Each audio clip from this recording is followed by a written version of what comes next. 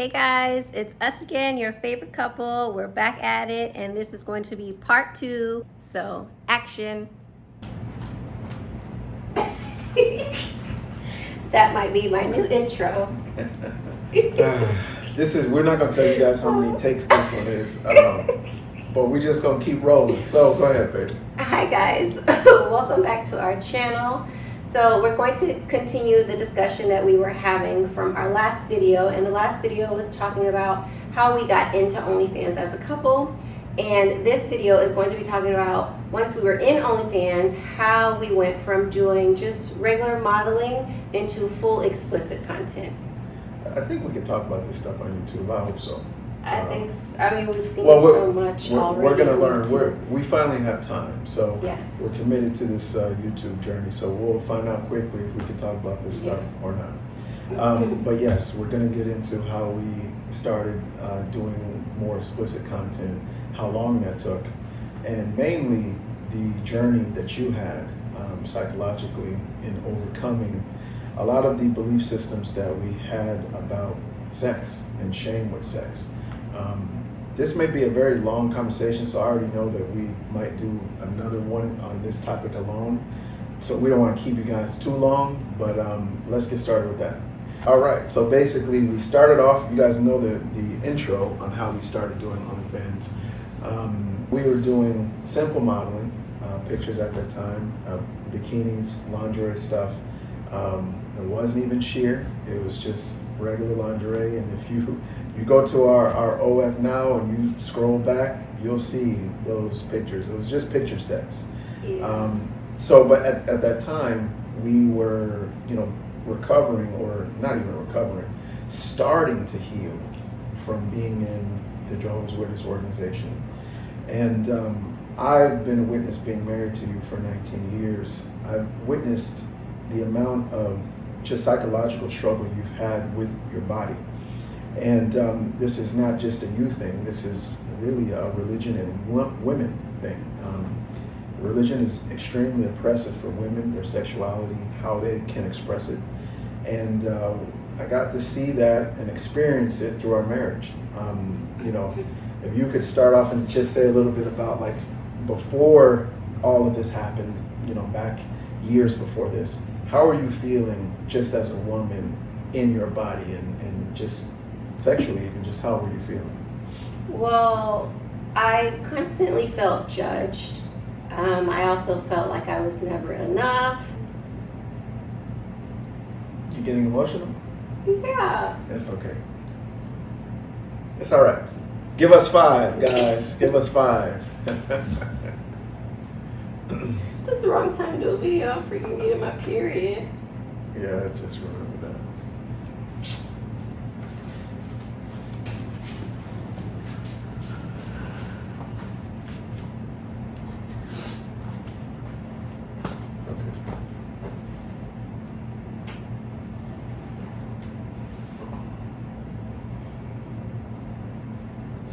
How real it is, as you guys can see, right? And the reason why these emotions are coming up is because it's a trigger. It brings you back in time.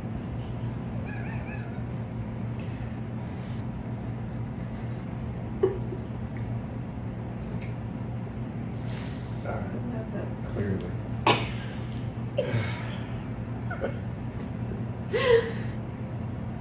All right.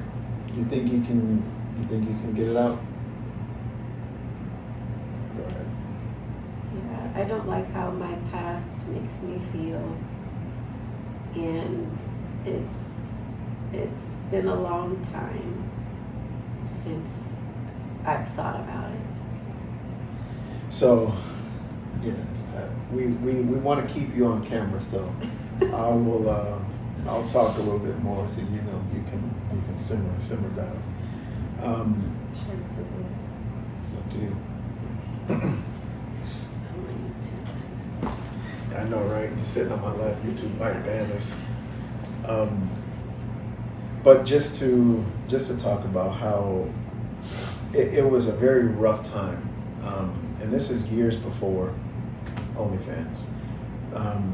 Just the general well-being and self-value that I saw that you had, there was a problem.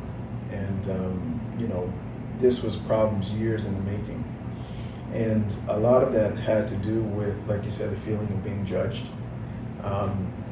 just expectations, and never feeling to be enough or doing enough.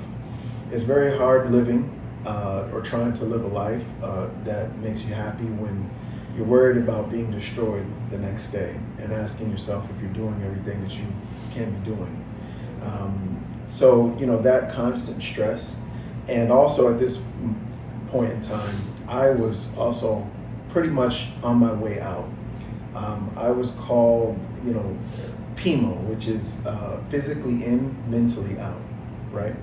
And that's where I was at that moment in time. I didn't really identify with the organization. I was trying to attend, because I was doing so out of really for family, for you, for parents, for people who knew us to see us, but my heart wasn't in it. So my heart not being in it, and then here you are, trying to be in it, there was a huge disconnect at the time of the marriage. And I want you guys to understand how strong this is. Literally, me not going to the meetings or not wanting to be at the meetings was almost in a way of saying that I'm dying, right? So we had many discussions, and I couldn't put my finger on it at that time as to why I didn't feel just wasn't for me, right? And this was kind of a long time coming. And you were trying again, and it was just a lot of contention between that. And obviously, that made you feel on a physical level, on the intimacy level, vulnerability was down, intimacy was down. It was a constant just state of tension. And the organization, really, the principles of it is what's responsible for most of that. Because, anytime you have a problem, you're told to do what? Read the Bible more, or talk to the elders. What was that? Pray more. Pray more, right? So, to see you in that phase, right? And then, we go through, and more years pass. And I know that the question that started this all off was that, just how did you feel at that time? So you think you could get through it? Just in general, how you felt at that time. All right.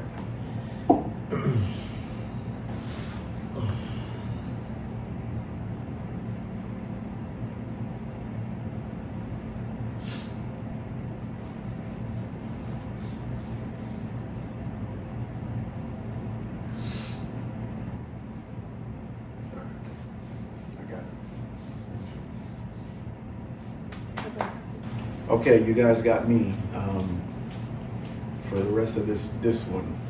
So I'll just go over real quick. As you can see, very real. And one thing I definitely want to say is that people who say that, a woman rediscovering her femininity or her sexuality or reclaiming it, that it's not empowering is insane. As with my wife, as I've seen firsthand where she was to where she is now, it's night and day, and it's all psychological. It's the pressures that being a woman in an organization puts on you. The things that you can do, worried about, if you're doing enough to have everlasting life, or if you'll be destroyed, the next week. There was just so much pressure on her and us at that time in our relationship. And this is way before we even, this is before OnlyFans existed. So we just wanted to kind of give the foundation for how she was feeling at that time versus where, she is now. And again, empowering is understatement to transformation from where she was and how she felt psychologically to where she is now. Breaking news, guys.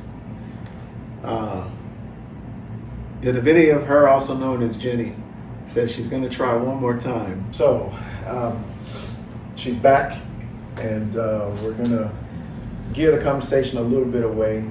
Maybe we'll talk about back then a little bit more in depth on another video. But when we started, and we were, just taking the simplest of pictures, right?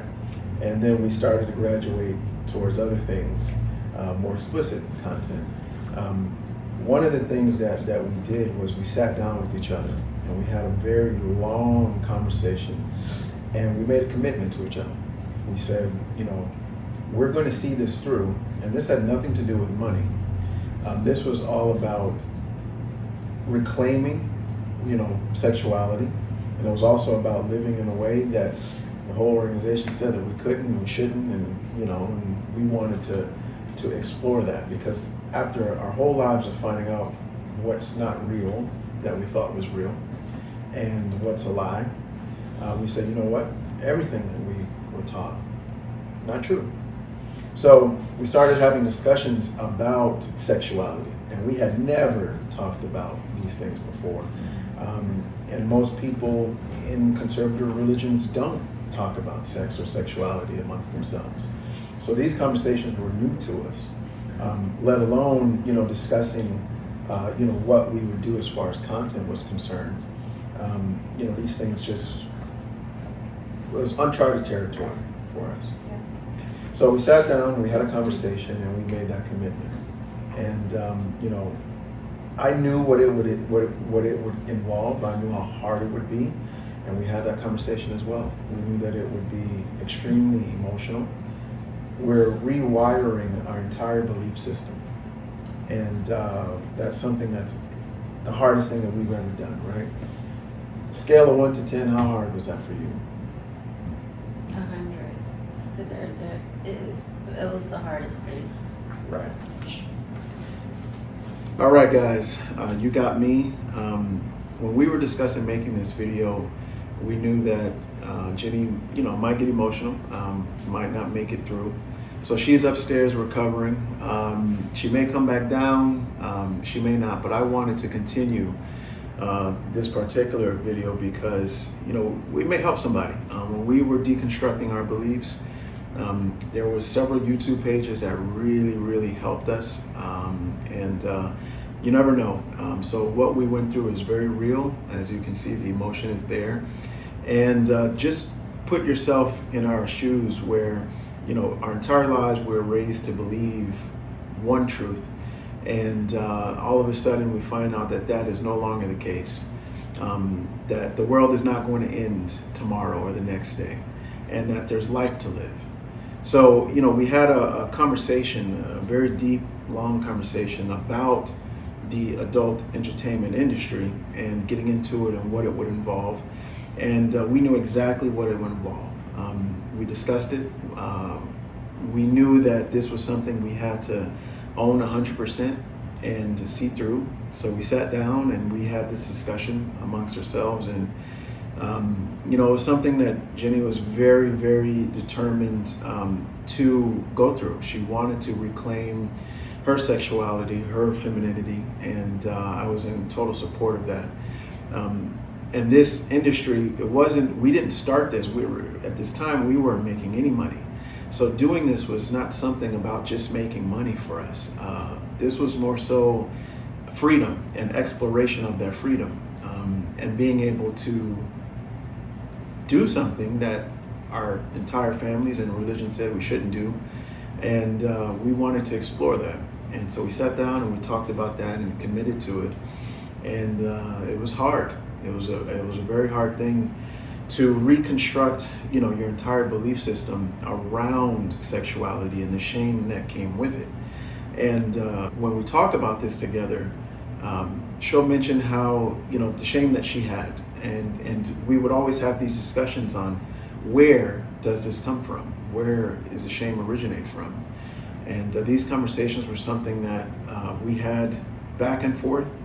And one thing that we learned in this whole deconstruction of our belief system was when emotions are high, logic is low. So whenever there would be a trigger of something that would cause either of us to become emotional, we knew at that point in time that our job was to support the other. and that we would bring logic in later. And that's what we did in creating content, which, you know, again, we weren't making money for this at the time. This was an exploration, but I definitely want to be able to give Jenny's perspective. You know, I can talk about it, but it's much more powerful coming from her, speaking on this particular topic of the video. So we're gonna call it quits for this one, and we'll be back again, and see you guys then.